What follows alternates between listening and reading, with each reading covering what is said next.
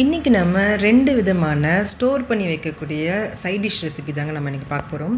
கருவேப்பிலை பூண்டு குழம்பு, தக்காளி தொக்கு, இந்த 2 ரெசிபியுமே என்னோடய ஃபேவரெட்டுங்க. ரொம்பவே டேஸ்டியாக இருக்கும், செய்யறதும் ரொம்பவே சுலபம். ரொம்ப ஈஸி, வீட்டில் எல்லோரும் விரும்பி சாப்பிடக்கூடிய சுவையில் இருக்கும். மிஸ் பண்ணாமல் ட்ரை பண்ணி பாருங்கள். வீடியோக்கு ஒரு லைக் மட்டும் கொடுத்துட்டு வாங்க, எப்படி செய்யுதுன்னு பார்க்கலாம். முதல்ல கருவேப்பிலை பூண்டு குழம்பு எப்படி செய்யுதுன்னு பார்க்கலாம். இதுக்கு கடாயில் ஒரு பெரிய கைப்பிடி அளவுக்கு கருவேப்பிலை எடுத்து சேர்த்துக்கோங்க. மீடியம் ஃப்ளேமில் வச்சுட்டு இது நல்லா வறுத்து விட்டுக்கோங்க. கருவேப்பிலை கருகிடக்கூடாது, நல்லா முறுமுறுன்னு ஆகிற வரைக்கும் மீடியம் ஃப்ளேமில் வறுத்து விட்டுக்கோங்க. நான் இதை ஒரு வேளைக்கு மட்டுமான குழம்பாக அதை செஞ்சுருக்கேன், அதனால் ஒரு கைப்பிடி அளவுக்கு தான் சேர்த்துருக்கேன். நீங்கள் நல்லா ஸ்டோர் பண்ணி வச்சு ஒரு வாரம் வரைக்கும் யூஸ் பண்ணணும்னா 2 கைப்பிடி அளவுக்கு சேர்த்துக்கோங்க. இந்த அளவுக்கு முறுமுறுப்பாக வறுத்துட்ட பிறகு இதை ஆற வச்சுட்டு மிக்சர் ஜாரில் சேர்த்து இது போல் அரைச்சி எடுத்து வச்சுக்கோங்க. இப்போ கடாயில் ஒரு 5 டேபிள் ஸ்பூன் அளவுக்கு நல்லெண்ணெய் சேர்த்துக்கோங்க. இந்த குழம்புக்கு நல்லெண்ணெய் சேர்த்திங்கன்னா ரொம்ப ருசி நல்லாயிருக்கும். எண்ணெய் சூடானதும் 1/2 டீஸ்பூன் கடுகு, 1/2 டீஸ்பூன் சீரகம், 1/2 டீஸ்பூன் உளுத்தம் பருப்பு, 1/2 டீஸ்பூன் கடலைப்பருப்பு சேர்த்துட்டு 1/4 டீஸ்பூன் அளவுக்கு வெந்தயம் சேர்த்துக்கோங்க. 1/2 டீஸ்பூன் அளவுக்கு முழு மிளகு சேர்த்துட்டு 1 நிமிஷத்துக்கு இதை லோ ஃப்ளேமில் வச்சு நல்லா கலந்து கொடுத்துக்கோங்க. இப்போ இந்த குழம்புக்கு சின்ன வெங்காயம் சேர்த்திங்கன்னா ருசி ரொம்பவே நல்லாயிருக்குங்க. நான் ஒரு 30 சின்ன வெங்காயம் சேர்த்துருக்கேன். ஒருவேளை உங்கள்கிட்ட சின்ன வெங்காயம் இல்லைன்னா 2 பெரிய சைஸ் வெங்காயத்தை நறுக்கிட்டு சேர்த்துக்கோங்க. இப்போது வெங்காயத்தை நல்லா வதக்கி விட்டுக்கோங்க. வெங்காயத்தை வதக்கும் போதே இது கூட ஒரு 20 பல் பூண்டு சேர்த்துக்கோங்க. இந்த குழம்புக்கு எந்த அளவுக்கு பூண்டு அதிகமாக சேர்க்குறீங்களோ அப்போது ருசி ரொம்பவே நல்லாயிருக்கும், ஆரோக்கியமும் ரொம்பவே ஜாஸ்தியாக இருக்கும். இப்போ பூண்டு வெங்காயம் ரெண்டுத்தையும் நல்லா கலந்து கொடுத்து வதக்கிக்கோங்க. நல்ல நிறம் மாறி கண்ணாடி பதத்துக்கு வர வரைக்கும் இதை வதக்கி விட்டுக்கோங்க. இப்போ அடுத்ததாக ஒரு பெரிய சைஸ் நல்லா பழுத்த தக்காளியாக சேர்த்துக்கோங்க. பொடியாக நறுக்கிட்டு சேர்த்துக்கோங்க. இப்போ தக்காளி நல்லா குழஞ்சி வர வரைக்கும் இதை நல்லா வதக்கி விட்டுக்கோங்க. அடுத்ததாக 1/2 டீஸ்பூன் அளவுக்கு மஞ்சள் தூள், 1 டீஸ்பூன் உப்பு சேர்த்துக்கோங்க. சேர்த்துட்டு நல்லா ஒரு நிமிஷம் கலந்து கொடுத்துக்கோங்க.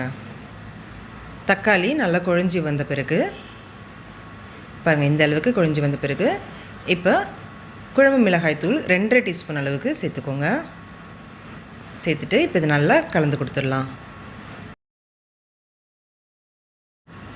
அடுத்ததாக ஒரு 150 ml அளவுக்கு தண்ணியில் ஒரு பெரிய எலுமிச்சை பழ அளவுக்கு புளியை நல்லா திக்காக கரைச்சிட்டு சேர்த்துக்கோங்க.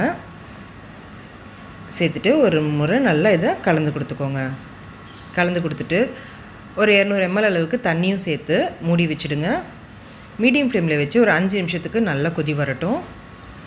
இப்போ 5 நிமிஷம் கழித்து பாருங்கள், நல்லா திக்கான குழம்பு நம்மளுக்கு ரெடியாக இருக்கும். கடைசியாக அரைச்சி வச்சுருக்க கருவேப்பிலை பொடியை சேர்த்துட்டு ஒரு முறை நல்லா கலந்து கொடுத்துருங்க.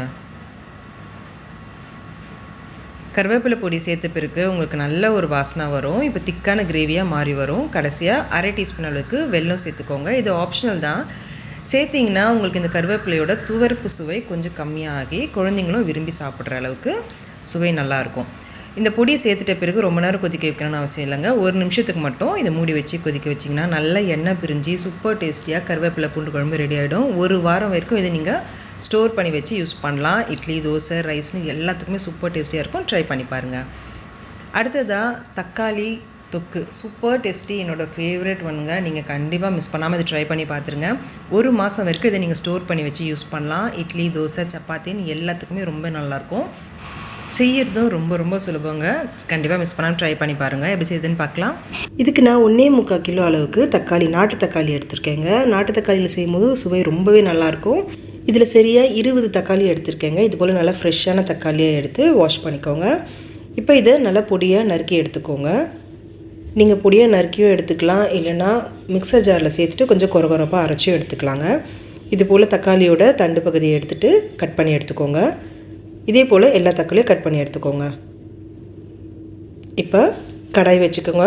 ஒரு 2 டீஸ்பூன் அளவுக்கு எண்ணெய் சேர்த்துக்கோங்க. எண்ணெய் காஞ்சதும் காரத்துக்கு 18 வரமிளகாய் சேர்த்துருக்கேங்க. நம்ம சேர்த்துருக்க அளவு தக்காளிக்கு இந்த அளவுக்கு மிளகாய் சரியாக இருக்கும். இட்லி, தோசைக்கு கொஞ்சம் லேசாக காரசாரமாக இருந்தால் நல்லாயிருக்கும் இல்லையா? 18 வரமிளகாய் சரியாக இருக்கும். உங்களுக்கு இன்னும் நல்ல காரமாக வேணும்னா இன்னொரு 2 வரமிளகாவும் எக்ஸ்ட்ராவாக சேர்த்துக்கலாம். இது கூடவே ஒரு 20 பல் பூண்டு சேர்த்துக்கோங்க. பூண்டு எந்த அளவுக்கு ஜாஸ்தி சேர்க்குறீங்களோ இதோட சுவை ரொம்பவே நல்லாயிருக்கும். இப்போ ஒரு நிமிஷத்துக்கு மட்டும் இதை லேசாக வதக்கி விட்டுக்கோங்க. வரமிளகாய் ரொம்பவும் கருகிடாமல் பார்த்துக்கோங்க. கருகிடுச்சுன்னா சுவை மாறி போயிடும். 1 நிமிஷத்துக்கு மட்டும் வதக்கி விட்டுக்கோங்க. இப்போ நம்ம அரிஞ்சு வச்சுருக்க தக்காளியை சேர்த்துக்கோங்க. சேர்த்துட்டு தேவையான அளவுக்கு உப்பு சேர்த்துக்கோங்க. அப்போ தான் நம்மளுக்கு தக்காளி சீக்கிரமாக நல்லா சுருண்டு வெந்து வரும். 1 டீஸ்பூன் அளவுக்கு உப்பு சேர்த்துருக்கேன். நீங்கள் கம்மியாகவே சேர்த்துக்கோங்க. கடைசியாக தேவைப்பட்டுச்சுன்னா சேர்த்துக்கலாம். இப்போ இது நல்லா கலந்து விட்டுருங்க. உப்பு சேர்த்த பிறகு சீக்கிரமாக தக்காளி நல்லா குழஞ்சி வெந்து வந்துடும். இப்போ இதை நல்லா கலந்து விட்டுட்டு மூடி வச்சுடுங்க. ஒரு 10 நிமிஷத்துக்கு இது நல்லா வெந்து வரட்டும். இப்போ ஒரு சின்ன மசாலா மட்டும் நம்ம அரைச்சிக்கலாம். ஒரு தாளிப்பு கரண்டி அப்படி இல்லைன்னா ஒரு சின்னதாக ஒரு கடாய் வச்சுக்கோங்க. அதில் 3/4 டீஸ்பூன் அளவுக்கு கடுகு சேர்த்துக்கோங்க. அடுத்து 3/4 டீஸ்பூன் வெந்தயம் சேர்த்துக்கோங்க. 1/2 டீஸ்பூன் சீரகம் சேர்த்துக்கோங்க. சேர்த்துட்டு லோ டு மீடியம் ஃப்ளேமில் வச்சுட்டு இது ஒரு 2 நிமிஷத்துக்கு இது நல்லா வறுத்து விட்டுக்கோங்க. இந்த மசாலாவோட ஃப்ளேவர் தான் இந்த தக்காளி தொக்குக்கு ரொம்பவே ஹைலைட்டாக இருக்கும். அவ்வளோ மணமாக இருக்கும் இந்த மசாலா. அதனால் இந்த மசாலா கருக விடாமல் பார்த்துக்கோங்க. சரியான பதத்துக்கு வறுத்து எடுத்துக்கோங்க. கடுகு லேசாக இது போல் வெடித்து வரும். லேசாக லைட் க்ரே கலரில் வரும்போது ஸ்டவ் ஆஃப் பண்ணிவிடுங்க. பாருங்கள், இந்த அளவுக்கு வறுத்து விட்டிங்கனாலே போதும். ஒரு 2 நிமிஷம் மீடியம் ஃப்ளேமில் வறுத்திங்கன்னா போதும். இப்போ இதை நல்லா ஆற வச்சுட்டு மிக்சர் ஜாரில் மாற்றிக்கோங்க. நல்ல ஃபைன் பவுடராக அரைச்சி எடுத்துக்கோங்க. பாருங்கள், இந்த அளவுக்கு நல்ல நைஸான பவுடராக அரைச்சி எடுத்து வச்சுக்கோங்க. இப்போ தக்காளி வேக வச்சு 5 நிமிஷம் ஆகிடுச்சு. இப்போ இது லேசாக ஒரு முறை கலந்து விட்டுக்கலாம். தக்காளி நல்லா குழஞ்சி வெந்து வரணும். அப்போ தான் நம்மளால் 1 மாதம் வரைக்கும் இதை ஸ்டோர் பண்ணி வச்சு யூஸ் பண்ண முடியும். இப்போ மறுபடியும் மூடி வச்சிடலாம். இன்னொரு 5 நிமிஷம் வேகட்டும். இப்போ மொத்தமாக 10 நிமிஷம் வரைக்கும் இது நல்லா வெந்து வந்துடுச்சு. பாருங்கள், தக்காளி எந்த அளவுக்கு நல்லா குழஞ்சி வெந்து வந்திருக்குன்னு. இப்போ இதை நல்லா ஆற வச்சிடுங்க. ஆற வச்சுட்டு மிக்சர் ஜாருக்கு மாற்றிக்கோங்க. மாற்றிட்டு இப்போ தண்ணி எதுவும் சேர்க்காம நல்ல ஃபைன் பேஸ்ட்டாக அரைச்சி எடுத்துக்கோங்க. லேசாக கொரகொரப்பாக இருந்தாலும் நல்லா தான் இருக்கும். நான் நல்ல மையாக அரைச்சி எடுத்துருக்கேன். இப்போ இதை தாளிச்சிக்கலாம். கடாயில் 1 கப் அளவுக்கு நல்லெண்ணெய் சேர்த்துக்கிறேன். நீங்கள் இதை கடலை எண்ணெய் யூஸ் பண்ணியும் செய்யலாம். ரொம்பவே நல்லாயிருக்கும். எண்ணெய் கொஞ்சம் அதிகமாக தாங்க தேவைப்படும். அப்போ தான் 1 மாதம் வரைக்கும் வச்சு யூஸ் பண்ணுறதுக்கு சரியாக இருக்கும். எண்ணெய் காஞ்சதும் 1/2 டீஸ்பூன் கடுகு சேர்த்துக்கோங்க. 1/4 டீஸ்பூன் அளவுக்கு சீரகம் சேர்த்துக்கோங்க. ஒரு 3லேருந்து 4 கொத்து கருவேப்பிலையை சேர்த்துக்கோங்க. கருவேப்பிலை நல்லா பொரிஞ்சு வந்த பிறகு நம்ம அரைச்சி வச்சுருக்க தக்காளி பேஸ்ட்டை சேர்த்துக்கோங்க. இதை சேர்க்கும் போது லோ ஃப்ளேமில் வச்சுட்டு கொஞ்சம் கொஞ்சமாக சேர்த்துக்கோங்க. இல்லைனா மேலே தெளித்து வரும் எண்ணெய். அதனால் கொஞ்சம் கொஞ்சமாக சேர்த்துக்கோங்க. சேர்த்துட்டு இப்போ லோ ஃப்ளேமில் வச்சு இதை நல்லா கலந்து விட்டுருங்க. எண்ணெயிலேயே தக்காளி ஒரு 5 நிமிஷத்துக்கு வேக வைக்கணும். அப்போ தான் இது நல்லா எண்ணெய் பிரிஞ்சு தொக்கு பதத்துக்கு நல்லா திரண்டு வரும். இப்போ நல்லா கலந்து விட்ட பிறகு மூடி வச்சு வேக வைங்க. ஓப்பன் பேனில் வேக வச்சிங்கன்னா மேலே தெளித்து வரும். அதனால் மூடி வச்சுடுங்க. ஒரு 5லேருந்து 7 நிமிஷத்துக்கு வேக வைங்க. எண்ணெய் பிரிஞ்சு இது போல் நல்லா சூப்பராக ரெடி ஆகிடும். கடைசியாக நம்ம அரைச்சி வச்சுருக்க மசாலாவிலேருந்து 1/2 டீஸ்பூன் அளவுக்கு சேர்த்துக்கோங்க. இந்த மசாலா சேர்த்ததும் நல்ல ஒரு சூப்பரான ஒரு மணம் வரும்.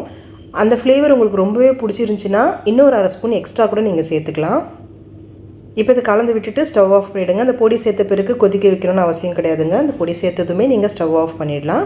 இப்போ இது நல்லா கலந்து விட்டுருங்க. அவ்வளோதாங்க. இப்போ இதை நல்லா ஆற வச்சுட்டு நீங்கள் ஃப்ரிட்ஜில் ஸ்டோர் பண்ணி வச்சு 1 மாதம் வரைக்கும் நீங்கள் யூஸ் பண்ணலாம். இட்லி, தோசை, சப்பாத்திக்கெலாம் சூப்பர் டேஸ்ட்டாக இருக்கும்.